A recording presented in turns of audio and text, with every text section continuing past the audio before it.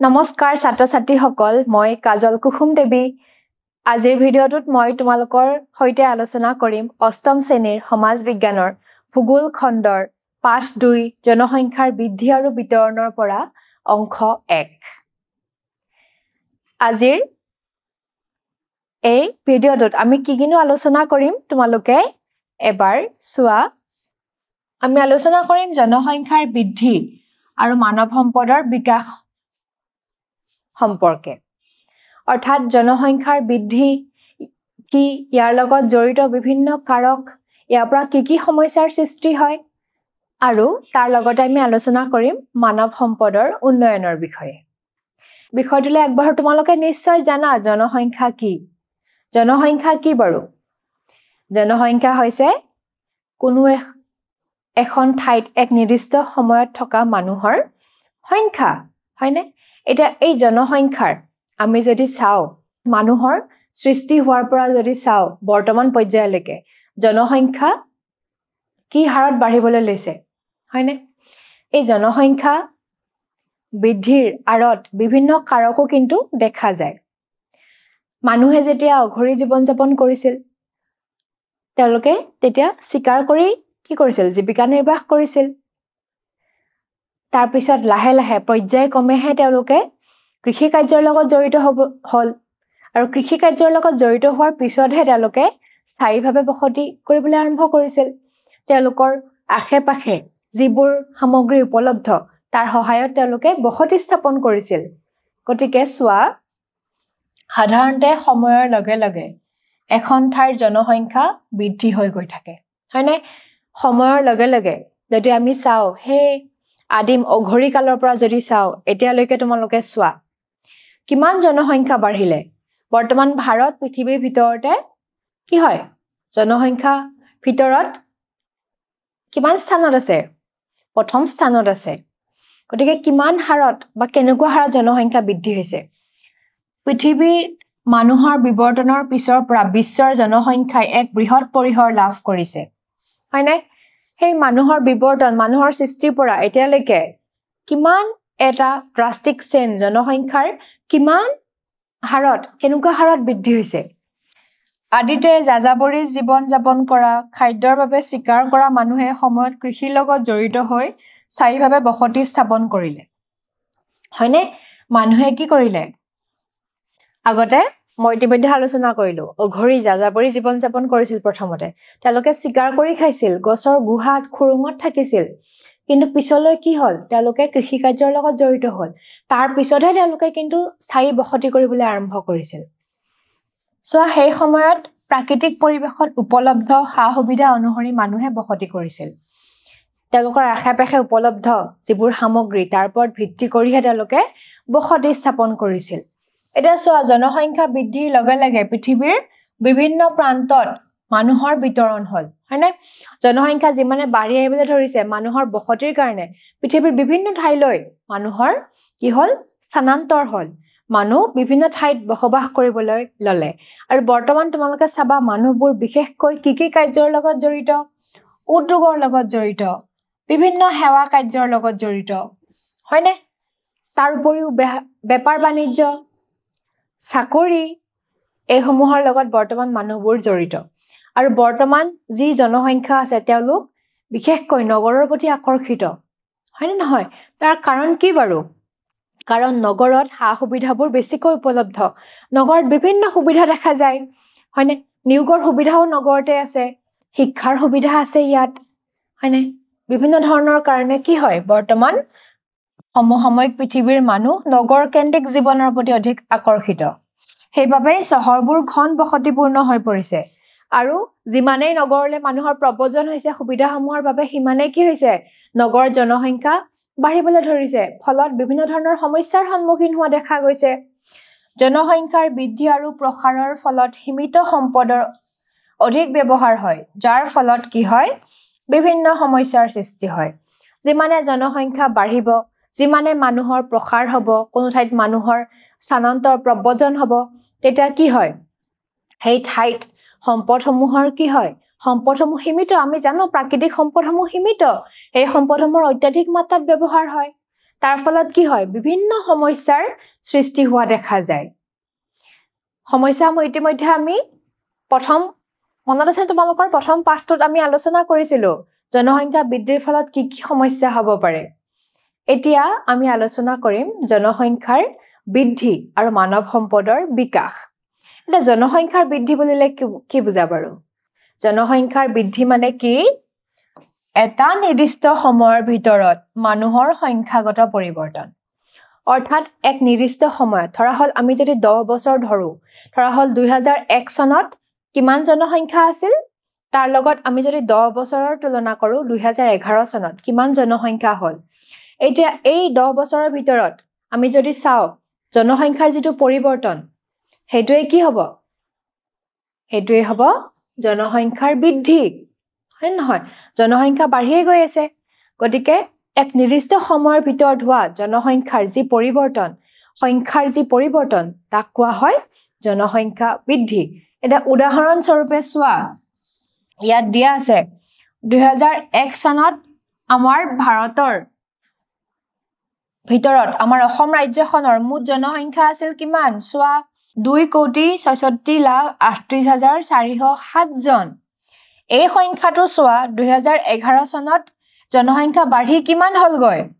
3,11,69,272 জন হয়নে এতিয়া চোৱা এই 10 বছৰত 2001 ৰ পৰা 11 লৈ এই 10 বছৰত জনসংখ্যাৰ বৃদ্ধি চোৱা 2001 ৰ পৰা 11 লৈ 45,30,865 চোৱা জনসংখ্যাৰ বৃদ্ধি এইটোৱে ইয়াত বুজাব খুজিছে যে সংখ্যাগত পৰিৱৰ্তন এক নিৰ্দিষ্ট সময়ত অৰ্থাৎ ইয়াত 10 বছৰ ধৰা হৈছে এই 10 বছৰত কিমান সলনি হৈছে জনসংখ্যাৰ চোৱা কিমান জনসংখ্যা বাঢ়িছে 10 বছৰত তাৰপাছত চোৱা নিৰ্দিষ্ট সময়ত এনে ধৰণৰ জনসংখ্যা বৃদ্ধিক সংখ্যাগত বৃদ্ধি বুলি কোৱা হয়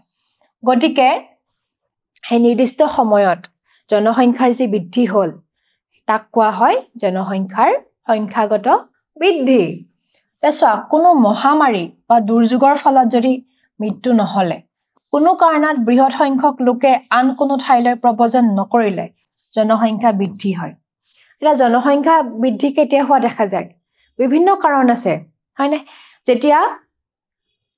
কি হয় ইয়াত দিয়া আছে চোৱা মহামাৰী বা দুৰ্যোগৰ ফলত যদি মানুহৰ মৃত্যু নহয় বা কম সংখ্যক মানুহৰ মৃত্যু হয় ঠিক তেনেকৈ এখন ঠাইৰ পৰা আন ঠাইলৈ মানুহৰ যদি প্ৰব্ৰজন নহয় তেতিয়াও জনসংখ্যা বৃদ্ধি দেখা যায় ইয়াৰ উপৰিও আন বহুতো কাৰক আছে যেনে জন্মৰ হাৰ যদি বৃদ্ধি হয় হয়নে নহয় তেতিয়াও কি হ'ব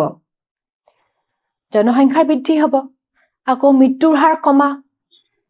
ইয়াত দিয়া আছে যদি মৃত্যু নহয় মানুহৰ মৃত্যুৰ হাৰ কমে বৰ্তমান কি হৈছে চিকিৎসা বিজ্ঞানৰ উন্নতিৰ ফলত মৃত্যুৰ হাৰ কম হয় গতিকে তাৰ ফলতো কিন্তু জনসংখ্যা বৃদ্ধি হোৱা দেখা যায় চোৱা এখন দেশত জনসংখ্যাৰ দ্ৰুত বৃদ্ধিয়ে এনে সমস্যাৰ সৃষ্টি কৰিব পাৰে এখন দেশত বা এখন ঠাইত যেতিয়া জনসংখ্যা ক্ৰমান্বয়ে বাঢ়ি গৈ থাকে তেতিয়া বিভিন্ন ধৰণৰ সমস্যাৰ সৃষ্টি হয় তাৰ ভিতৰত চোৱা খাদ্যৰ অভাৱ হয়নে জনসংখ্যা যিমানে বাঢ়িব খোৱাৰ অভাৱ হ'ব খোৱা পানীৰ অভাৱ হয়নে জনসংখ্যা বঢ়াৰ লগে লগে পানীৰ অভাৱে দেখা দিব পানীৰ সমস্যাৰ সৃষ্টি হ'ব নিৰ্মল বিশুদ্ধ খোৱা পানীৰ অভাৱে দেখা দিব মূল্য বৃদ্ধি আমাৰ দ্ৰব্যসমূহৰ মূল্য বৃদ্ধি হ'ব গৃহ নিৰ্মাণৰ সমস্যা অৰ্থাৎ বাসস্থানৰ সমস্যা মানুহ যিমানে বাঢ়িব কি হ'ব মাটিৰ পৰিমাণো কমি যাব হয় নহয় গতিকে মানুহৰ বাসস্থানৰ অভাৱে দেখা দিব শিক্ষাৰ অভাৱে দেখা দিব স্বাস্থ্যজনিত বিভিন্ন সমস্যাৰ সৃষ্টি হ'ব একে ঠাইত বিভিন্ন মানুহ বসবাস কৰাৰ ফলত বিভিন্ন প্ৰদূষণো হোৱা দেখা যায় তাৰ উপৰিও জনসংখ্যা বৃদ্ধি হোৱাৰ লগত আন কিছুমান সমস্যা আছে যেনে নিবনুৱা সমস্যা মানে নহয় নিবনুৱা সমস্যাৰ সৃষ্টি হ'ব তাৰ উপৰিও অপৰাধমূলক ক্ৰিয়াকলাপবোৰ বাঢ়িবলৈ ধৰিব কাৰণ যিহেতুকে নিয়োগৰ সমস্যা সৃষ্টি হ'ব নিবনুৱা সমস্যা সৃষ্টি হ'ব গতিকে মানুহবোৰ ক'ত নিয়োজিত হ'ব গতিকে অপৰাধমূলক ক্ৰিয়াকলাপবোৰ বাঢ়িবলৈ আৰম্ভ কৰে তেছৱা ইয়াৰ ফলত প্ৰাকৃতিক সম্পদৰ ওপৰত অধিক হেঁচা দেখা যায় যিমানে জনসংখ্যা বৃদ্ধি হ'ব সিমানে প্ৰাকৃতিক সম্পদ ভূমি পানী হয়নে বনজ সম্পদ এইসমূহত অধিক হেঁচা প্ৰয়োগ হোৱা দেখা যায় ফলত কেৱল পৰিৱেশৰ ক্ষতি হোৱাই নহয় ভৱিষ্যতৰ বাবে সম্পদৰ উপলব্ধতা অতি অনিশ্চিত হৈ পৰে গতিকে ইয়াৰ ফলত অকল পৰিৱেশৰে সমস্যা নহয় কিন্তু আমাৰ ভৱিষ্যত প্ৰজন্মৰ বাবে এই সম্পদসমূহৰ কি হয় উপলব্ধতা সম্পদসমূহ থাকিবনে নাই অত্যাধিক মাত্ৰাত ব্যৱহাৰ কৰিলে নাথাকে কাৰণ আমি অত্যাধিক মাত্ৰাত জনসংখ্যা বৃদ্ধিৰ ফলত প্ৰাকৃতিক সম্পদসমূহৰ ব্যৱহাৰ কৰিবলৈ লৈছো যাৰ ফলত কি হ'ব ভৱিষ্যত প্ৰজন্মই এই সম্পদসমূহৰ ব্যৱহাৰ নাপাব এই মাত্ৰাত যদি আমি ব্যৱহাৰ কৰি থাকো বৰ্তমান ইথিওপিয়া সোমালিয়া আদি দেশত এনে দৃশ্যপট স্পষ্ট হৈ পৰিছে এই প্ৰাকৃতিক সম্পদৰ ওপৰত হেঁচা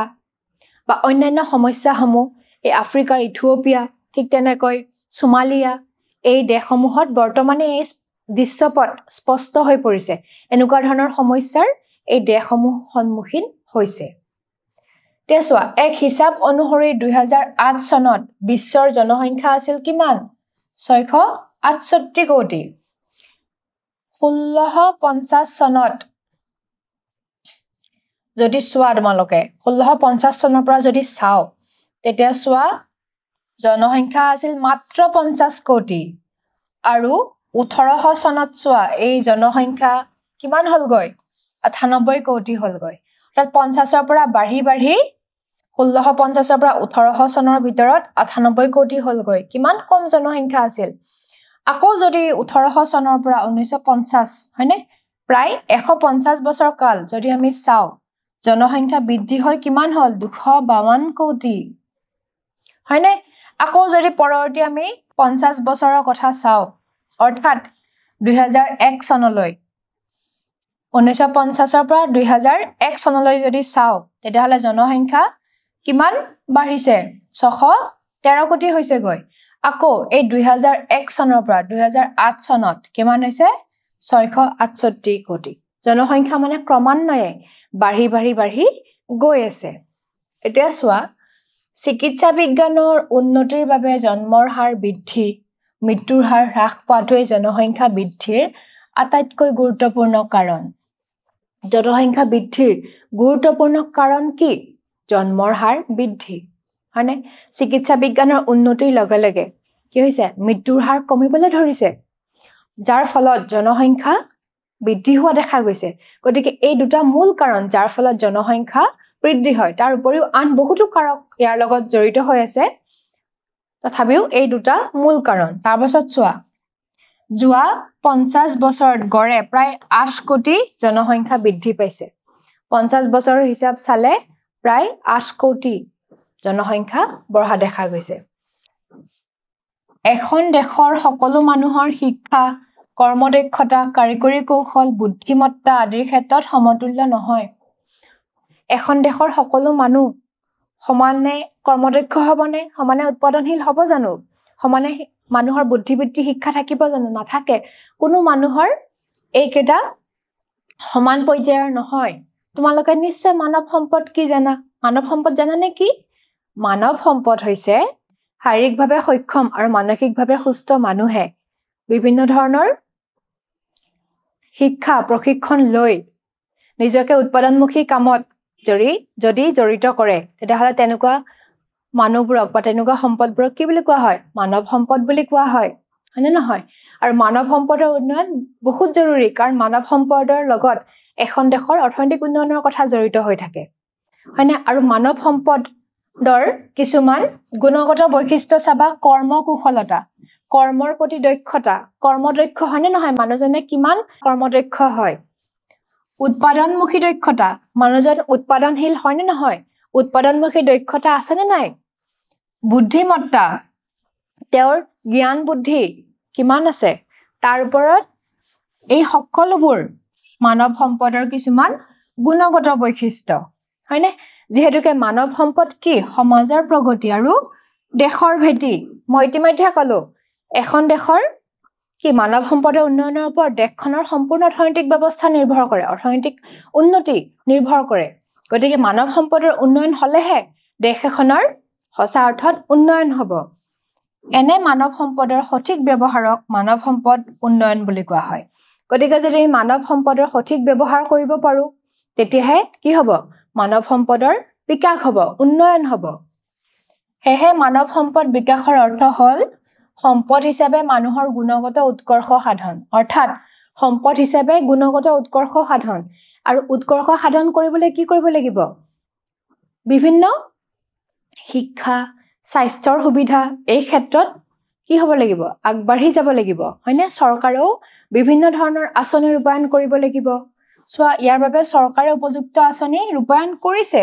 বৰ্তমান চৰকাৰে মানৱ সম্পদ উন্নয়নৰ কাৰণে শিক্ষাৰ ক্ষেত্ৰত হওক অন্যান্য ক্ষেত্ৰত হওক বিভিন্ন ধৰণৰ ব্যৱস্থা কৰিছে বিশেষকৈ সোৱা বিনামূলীয়া শিক্ষাৰ ব্যৱস্থা কৰিছে বৰ্তমান কি কৰিছে কাৰিকৰী শিক্ষা কাৰিকৰী প্ৰশিক্ষণৰ ওপৰত বিশেষভাৱে গুৰুত্ব দিয়া হৈছে জলপানীৰ ব্যৱস্থা কৰিছে হয় নহয় স্কলাৰশ্বিপ ব্যৱস্থা কৰিছে গতিকে এই সমূহৰ দ্বাৰা কি হ'ব মানৱ সম্পদৰ উন্নয়ন হ'ব ঠিক তেনেকৈ স্বাস্থ্য নীতিৰ ব্যৱস্থাও দেখা গৈছে বিভিন্ন আঁচনি চৰকাৰে ৰূপায়ণ কৰা দেখা গৈছে আৰু এই সমূহৰ উন্নয়ন হলেহে কি হ'ব মানৱ সম্পদৰ উন্নয়ন হ'ব সমাজৰ সকলো শ্ৰেণীৰ লোকক সম্পদ শিক্ষা স্বাস্থ্য উপযুক্ত কৰ্মসংস্থাপনৰ সুবিধা প্ৰদান কৰাটো মানৱ সম্পদ বিকাশৰ মূল চৰ্ত মানৱ সম্পদ বিকাশৰ মূল চৰ্ত কি সম্পদ অৰ্থাৎ সকলো মানুহৰ মাজত সম্পদৰ সমান বিতৰণ হ'ব লাগিব শিক্ষাৰ সুবিধা সকলো ব্যক্তিয়ে পাব লাগিব স্বাস্থ্যৰ সুবিধা সকলো ব্যক্তিয়ে পাব লাগিব উপযুক্ত কৰ্মসংস্থাপন নিয়োগৰ সুবিধা প্ৰতিজন ব্যক্তিয়ে পাব লাগিব আৰু এইকেইটাৰ সুবিধা প্ৰদান কৰাটোহে মানৱ সম্পদৰ বিকাশৰ মূল চৰ্ত আৰু এই ক্ষেত্ৰত উন্নতি হলেহে কি হ'ব মানৱ সম্পদৰ উন্নয়ন হ'ব মানুহে এই সুবিধাখিনি পাব লাগিব তেতিয়াহে মানৱ সম্পদৰ উন্নয়ন হ'ব সোৱা জনসংখ্যাৰ গুণগত বিকাশক মানৱ সম্পদৰ উন্নয়ন বুলি ক'ব পাৰি গতিকে আমি জনসংখ্যাৰ গুণগত বিকাশ অৰ্থাৎ শিক্ষা কৰ্মসংস্থাপন হয়নে উৎপাদনমুখিতা কৰ্মকুশলতা এই সমূহ দক্ষতা বৃদ্ধি কৰিলেহে কি হ'ব এই মানৱ সম্পদৰ উন্নয়ন হ'ব আৰু জনসংখ্যাৰ গুণগত বিকাশ হলেহে সেইসমূহ আমি বৃদ্ধি কৰাৰ ফলত জনসংখ্যাৰ গুণগত বিকাশ হলেহে কি হ'ব মানৱ সম্পদৰ উন্নয়ন হ'ব তে আজি মই যিখিনি বুজালো তাৰ ওপৰত ভিত্তি কৰি এই প্ৰশ্নকেইটা চোৱা 2011 চনৰ লোকপিয়ল মতে অসমৰ মুঠ জনসংখ্যা কিমান আছিলে মনত আছেনে আমি পাইছিলো 2001 চনৰ কথা পাইছিলো 11 চনৰ কথা পাইছিলো কিমান আছিল 3,11,69,212 জন এই উত্তৰটো শুদ্ধ এবাৰ 2 নম্বৰ প্ৰশ্নটো চোৱা মানৱ সম্পদ বিকাশৰ অৰ্থ হ'ল সম্পদ হিচাপে মানুহৰ গুণগত উৎকৰ্ষ সাধন এই শেষৰ ফালে আমি আলোচনা কৰিলো মানৱ সম্পদ উন্নয়নৰ কথা মানৱ সম্পদ উন্নয়ন কেতিয়া হ'ব যেতিয়া সম্পদ হিচাপে মানুহৰ গুণগত উৎকৰ্ষ সাধন হ'ব গতিকে এইটো কি হ'ব শুদ্ধ হ'ব তৃতীয় প্ৰশ্নটো চোৱা জনসংখ্যা বৃদ্ধিৰ এটা কাৰণ আমি আলোচনা কৰিছিলো জনসংখ্যা বিভিন্ন কাৰণত বৃদ্ধি হয় আৰু ইয়াত দুটা কাৰণ দিয়া আছিল মূলত যাৰ ফলত জনসংখ্যা বৃদ্ধি হয় কি আছিল বাৰু আমি লিখিম এটা কাৰণ লিখিব দিছে আমি লিখিম কি জন্মৰ হাৰ বৃদ্ধি এইটো জনসংখ্যা বৃদ্ধিৰ এটা কাৰণ ইয়াৰ উপৰিও কি চিকিৎসা বিজ্ঞানৰ উন্নতিৰ ফলত মৃত্যুৰ হাৰ কম সেইটো এটা কাৰণ আজি মই তোমালোকক বুজালো জনসংখ্যা বৃদ্ধিৰ ওপৰত আৰু মানৱ সম্পদ উন্নয়নৰ বিষয়ে এইখিনি নিশ্চয় তোমালোকৰ বোধগম্য হৈছে আজিৰ ভিডিঅটো ইমানেই সমাপ্ত কৰো পৰৱৰ্তী ভিডিঅত পুনৰ লগ পাম ধন্যবাদ